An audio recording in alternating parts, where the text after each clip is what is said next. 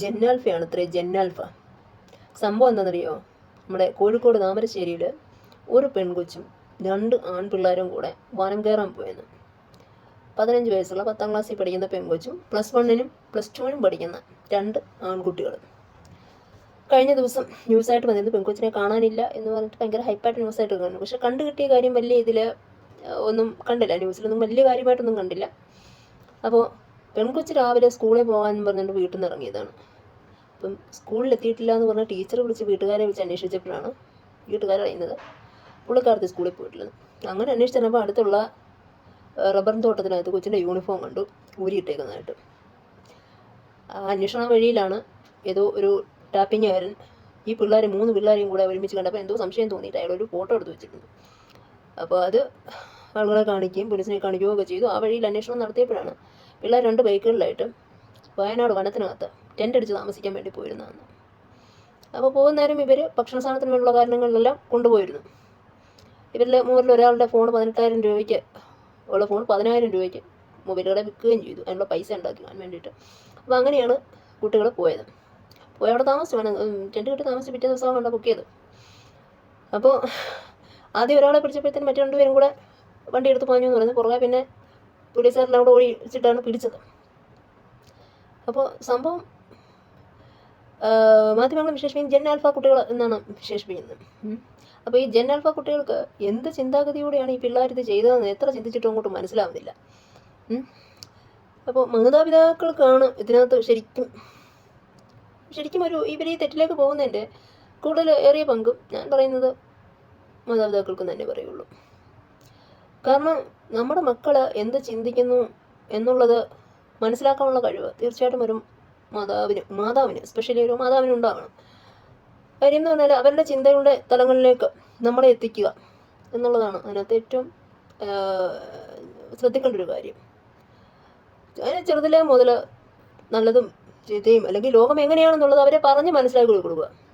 ഇത് ഞാൻ മുന്നൊരു വട്ടം പറഞ്ഞിട്ടുള്ള കാര്യമാണ്. പക്ഷേ വീണ്ടും ഇതൊക്കെ കാണുമ്പോൾ പറയാതിരിക്കാനായിട്ട് പറ്റുന്നില്ല. മക്കൾക്ക് ഫോണും കാര്യങ്ങളും സാമ്പത്തികവും സൗകര്യവും എല്ലാം കൊടുക്കാം.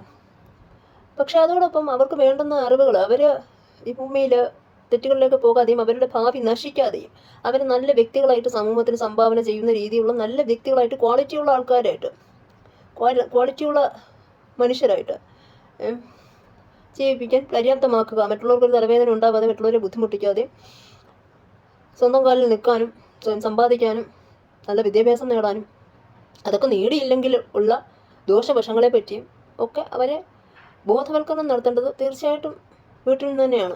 ഒരു വ്യക്തിയുടെ സ്വഭാവ രൂപീകരണത്തിൻ്റെ അടിസ്ഥാനം അതാണായാലും പെണ്ണായാലും അത് സ്വന്തം വീട്ടിൽ നിന്ന് തന്നെയാണ്. അവളെ പഴിച്ചു പോയാൽ പിന്നെ പറഞ്ഞിട്ട് കാര്യമില്ല. ഇപ്പോഴത്തെ കാര്യം എന്ന് പറഞ്ഞാൽ ഒരു ഫോണും കൊടുക്കും, കുറേ അവർക്ക് ആവശ്യമുള്ള സാധനങ്ങളെല്ലാം കൊടുക്കും. അത് കഴിഞ്ഞാൽ മാതാപിതാക്കളെ കടമ തീർന്നു എന്ന് വിചാരിക്കുന്നിടത്താണ് ഈ പരാജയം ഉണ്ടാകുന്നത്. അപ്പോൾ പിള്ളേർ വാശി പിടിക്കുമ്പോൾ പിള്ളേർക്ക് വേണ്ടുന്ന കാര്യങ്ങൾ എത്തിച്ചു കൊടുത്താൽ മാത്രം അത് സ്നേഹമാവില്ല. സ്നേഹം എന്ന് പറയുന്ന കരുതലും അവരെ പറ്റിയുള്ള കരുതൽ കെയറിങ് ഒക്കെ പൂർണ്ണമാകുമ്പോഴാണ് ഇതിനകത്ത് സ്നേഹം എന്ന് പറയുന്നത് മക്കളോടുള്ള ഒരു ഉത്തരവാദിത്തം പൂർണ്ണമാകുന്നത്. അപ്പോൾ എന്താണെന്ന് വെച്ചാൽ മക്കളുടെ ചിന്തകളിൽ നമ്മുടെ ചിന്താഗതികൾ അവരിലേക്ക് എത്തിക്കുക എന്നുള്ളതാണ്. കാരണം നമുക്ക് അവരെത്രത്തോളം പ്രയോറിറ്റി ഉള്ളതാണ്, അല്ലെങ്കിൽ നമ്മുടെ ലൈഫിൽ പാരൻസിൻ്റെ ലൈഫിൽ മക്കൾ എത്രത്തോളം ഇമ്പോർട്ടൻ്റ് ആണ് എന്നുള്ളത് മക്കൾ തിരിച്ചറിയണം. ആ തിരിച്ചറിയാനുള്ള അവസരങ്ങൾ അവർക്ക് കൊടുക്കണം. സ്നേഹം ഒരിക്കലും മനസ്സിൽ സൂക്ഷിക്കേണ്ട കാര്യമല്ല, സ്നേഹം പ്രകടിപ്പിക്കാനുള്ളത് തന്നെയാണ്. പ്രകടിപ്പിക്കാൻ കഴിയാത്ത സ്നേഹം മനസ്സിൻ്റെ വിങ്ങനാണെന്ന് പറയുന്നത് പോലെ പ്രകടിപ്പിക്കാത്ത സ്നേഹം കൊണ്ട് ഒരു കാര്യവുമില്ല, ആർക്കും ഒരു പ്രയോജനമില്ല. അത് ആരോടായാലും സഹജീവികളോടായാലും പ്രകടിപ്പിക്കാത്ത സ്നേഹം കൊണ്ട് ഒരു കാര്യവുമില്ല. അപ്പോൾ സ്നേഹം എന്നുള്ളത് പഴയ ചിന്താഗതിക്കാർ പറയും മക്കളെ ഒരിക്കലും സ്നേഹം കാണിക്കരുത്, വെളിയിൽ കാണിക്കരുത്, അവർ വഷളായി പോകും. ഞാൻ പറയുന്നത് അതല്ല, സ്നേഹം കാണിക്കണം. കാരണം അവർ സ്നേഹം എന്താ നമ്മളിലൂടെ തന്നെ വേണം അവർ അറിയാൻ എന്താണ് സ്നേഹം എന്നുള്ളത്. കാരണം ആ ഒരു കെയറിങ് കിട്ടാത്തതുകൊണ്ടും ആ ഒരു സുരക്ഷിതത്വം കിട്ടാത്തതുകൊണ്ടും അവർ വേറൊരു ചിന്തയിലേക്ക് പോകരുത്. എപ്പോഴും നമ്മൾ കാതങ്ങൾക്കപ്പുറത്തിരുന്നോട്ടെ, പക്ഷേ നമ്മുടെ മക്കൾ എന്ത് ചിന്തിക്കുന്നു എന്നുള്ളത് നമ്മളെപ്പോഴും അറിഞ്ഞിരിക്കണം.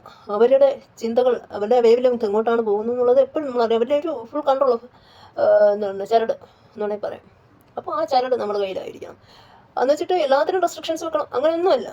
അവരെ നല്ല നിങ്ങൾ ഇത്രമാത്രം ഓരോ പേരൻറ്റും ശ്രദ്ധിക്കേണ്ട ഒരു കാര്യം, മക്കൾക്ക് നല്ലത് ഈ ഭൂമി എന്താണെന്നും ഇവിടെ എങ്ങനെ ജീവിച്ചാൽ എന്താകുമെന്നുമുള്ള നല്ലതും ചീത്തയുമായിട്ടുള്ള എല്ലാ കാര്യങ്ങളെ പറ്റിയും അവർക്ക് അറിവ് പകർന്നു കൊടുക്കുക. ഓരോ ഘട്ടത്തിലും കൊടുക്കേണ്ട അറിവുകൾ പകർന്നു കൊടുക്കുക. അവർ ഒരു തെറ്റിലേക്കും പോവില്ല. നല്ല വ്യക്തികളായിട്ട് സമൂഹത്തിന് ഒതുങ്ങുന്ന നല്ല മനുഷ്യരായിട്ട് തന്നെ ആണായാലും പെണ്ണായാലും മക്കൾ വളർന്നു വരിക തന്നെ ചെയ്യും. അതിനകത്ത് ഒരു സംശയവുമില്ല. ഇന്ന് MDMA കുത്തിവെച്ച് സിറിഞ്ചിൽ നിന്ന് കുത്തിവെച്ച് HIV ബാധിച്ചതുകൊണ്ട് ന്യൂസ് കൊണ്ട് കൊല്ലത്താണ്. ഇതൊക്കെ സത്യം പറഞ്ഞാൽ കാണുമ്പം എന്തോ പറയണ്ടേ, നെഞ്ചിടിപ്പ് കൂടുകയാണ്. ഈ തലമുറയൊക്കെ എങ്ങോട്ടാണ് പോകുന്നത്? എന്താണ് ഇതിനൊക്കെ ഈ ലഹരിക്കായാലും എന്തിനായാലും പോകുന്നതെന്ന് പറഞ്ഞാൽ ഒന്നുകിൽ കൂട്ടുകാർ ശരിയല്ല, കൂട്ടുകാർ വിളിച്ചുകൊണ്ട് പോകും പിള്ളേരെ. അപ്പോൾ കൂട്ടുകാരെ എപ്പോഴും നമ്മുടെ മക്കളെ പറഞ്ഞ് മനസ്സിലാക്കേണ്ട ഒരു കാര്യം എന്ന് പറഞ്ഞാൽ അവരുടെ കൂട്ടുകാർ സെലക്റ്റീവായിട്ടുള്ള ആൾക്കാരുമായിട്ട് കൂട്ടുകൂടാൻ സമ്മതിക്കാവൂ. സമ്മതിക്കാമെന്ന് പറയാൻ നമ്മൾ ആദ്യം അവർക്ക് പറഞ്ഞു കൊടുക്കുക. അപ്പോൾ പിന്നീട് അവർ തന്നെ അവരുടെ ചോയ്സ് അവർ തന്നെ തിരഞ്ഞെടുത്തോളും. അപ്പോൾ ആദ്യം പറഞ്ഞു കൊടുക്കുക മോശം കൂട്ടുകെട്ടിൽ പോയാൽ എന്ത് സംഭവിക്കും എന്ത് സംഭവിക്കത്തില്ല എന്നുള്ള കാര്യം. അപ്പം ആസ് എ പേരൻ്റ് എൻ്റെ മക്കൾ പറയുന്ന കാര്യങ്ങളൊക്കെ സത്യം പറഞ്ഞാൽ എന്നെ ചില സമയങ്ങൾ അതിശയിപ്പിക്കാറുമുണ്ട്, ആണായാലും പെണ്ണായാലും. അപ്പോൾ നമ്മളൊരു പരിധി വരെ പിന്നെ അവരുടെ കൂടെ നടന്നാൽ മതി, ഒരു ഏജ് വരെ. അത് കഴിഞ്ഞാൽ പിന്നെ അവരുടെ കാര്യം അവർ നല്ലതും ചീത്തയും തിരഞ്ഞെടുക്കാനുള്ള ഒരു ഇതായി കഴിഞ്ഞാൽ പിന്നെ അവർ നോക്കിക്കോളും. നമുക്ക് അതിനകത്ത് നോ ടെൻഷൻ, ഒരു പ്രശ്നവുമില്ല. ഒരു പിള്ളേരായാലും പെൺപിള്ളേരായാലും 10-15 വയസ്സ് വരെ ഇതൊക്കെ കാര്യങ്ങൾ ഇങ്ങനെ പറഞ്ഞു കൊടുത്തേണ്ടേ ഇരിക്കുക. പിന്നീട് അവർ തന്നെ ഇങ്ങോട്ട് നമ്മളോട് പറയും, അത് ഞാൻ ചൂസ് ചെയ്തില്ല, അത് ഇന്നതാണ് കാരണം എന്നുള്ളത് ഇങ്ങോട്ട് പറയും മക്കൾ. ആ ഒരു സ്വാതന്ത്ര്യവും ആ ഒരു ഇൻ്ററാക്ഷൻ പേരൻസും മക്കളുമായിട്ട് ഉണ്ടാക്കിയെടുക്കുക എന്നുള്ളതാണ്. അതില്ലാത്തടത്താണ് ഇത്തരം സംഭവങ്ങളൊക്കെ ഉണ്ടാകുന്നതും പാവം പിടിച്ച പിള്ളേരുടെ ഗതി അധോഗതിയായി പോകുന്നു. അതിന് ഏറ്റവും കൂടുതൽ ശ്രദ്ധിക്കേണ്ടത് നമ്മൾ സാറന്മാരെയോ മറ്റുള്ളവരെയോ ഒന്നും കുറ്റം കൊണ്ട് ഒരു കാര്യമില്ല. നമ്മൾ പാരൻസ് തന്നെയാണ് അതിൻ്റെ പൂർണ്ണ ഉത്തരവാദിത്തം. പാരൻസാണ്. ഞാൻ എന്ത് ചെയ്തു വേണ്ടതെല്ലാം കൊടുക്കുന്നില്ല എന്ന് പറഞ്ഞുകൊണ്ടായില്ല. മക്കളെ അറിയണം, മക്കൾ നമ്മളെ അറിയണം, നമ്മുടെ ചിന്താഗതി നമ്മുടെ ലൈഫിൽ അവരെത്രത്തോളം ഇമ്പോർട്ടൻസ് ആണെന്നുള്ളത് അവർക്ക് അറിയണം എന്നുള്ളതാണ്. അറിയിച്ചു കൊടുക്കണമെന്നല്ല, അവരറിയണം, തിരിച്ചറിയണം. ആ അറിയുന്നിടത്താണ് ഓരോ മാതാപിതാക്കളുടെയും ഓരോ മക്കളുടെയും വിജയം എന്ന് പറയുന്നത്. അപ്പോൾ ഇതിനകത്ത് ശ്രദ്ധിക്കാനുള്ളത് തീർച്ചയായിട്ടും മാതാപിതാക്കൾ തന്നെയാണ്. വേറൊരാളുമല്ല, ഒരു ടീച്ചറുമല്ല, ഒന്നുമല്ല. എല്ലാം ടീച്ചറായാലും എന്തുമായാലും ആദ്യം അമ്മ എന്ന് വിളിക്കുന്ന അമ്മയാണ് ഏറ്റവും ആദ്യത്തെ ടീച്ചർ. ഒരു കുട്ടിയെ സംബന്ധിച്ചിടത്തോളം ആദ്യത്തെ ടീച്ചർ അമ്മയാണ്. ഞാൻ പറയുന്നത് എൻ്റെ വ്യക്തിപരമായ അഭിപ്രായത്തിൽ ആ അമ്മയ്ക്ക് തന്നെയാണ് ഒരു കുട്ടിയുടെ സ്വഭാവ രൂപീകരണത്തിൽ ഏറ്റവും വലിയ പങ്കെന്ന് പറയുന്നത് അമ്മയ്ക്ക് തന്നെയാണ്. അവർ അവിടെ താളം തള്ളിപ്പോയാൽ പോയി മക്കളുടെ കാര്യം. പിന്നീട് എന്ന് പറഞ്ഞാൽ അവരൊരു ലെവൽ വന്ന് തിരിച്ചറിവാകണം, സമൂഹത്തിൽ നിന്നായാലും നല്ല ആളുകളിൽ നിന്നാലും ഇടപെട്ട് തിരിച്ചറിവാകണം. അതുവരെ അവരിങ്ങനെ തെറ്റുകൾ ചിലപ്പോൾ ചെയ്തുകൊണ്ടേയിരിക്കും. അതിന് മറ്റാരും കുറ്റം പറഞ്ഞൊരു കാര്യമില്ല. അപ്പോൾ അത് മാതാപിതാക്കളാണ് ശ്രദ്ധിക്കേണ്ടത്. ഇനിയും ഇത്തരം സംഭവങ്ങളൊന്നും ഉണ്ടാകാതിരിക്കട്ടെ എന്ന് മാത്രമാണ് ആഗ്രഹവും പ്രത്യാശയും പ്രാർത്ഥനയും ഒക്കെയും.